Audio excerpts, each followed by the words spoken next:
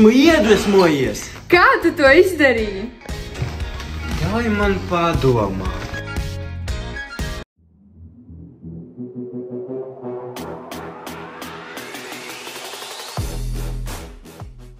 Stop! No sākumā pastāsti, ko mēs darījām.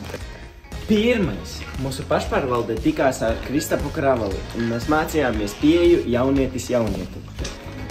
Paldies Kristapam, ka mēs bijām gatavi nodarbībām. Otrais. Mūsu pašpārvalde tikās un izveidoja nodarbību plānu. Trešais.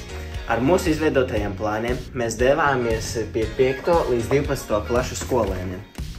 Nodarbības bija labbūtību veicinošas, saliedējošas un interesantas.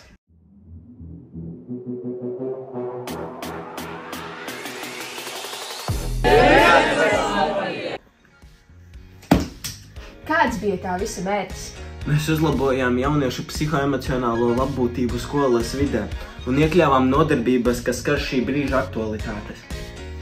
Mēs izveidojām iedvesmojošas kolāžas kopā ar jauniešiem.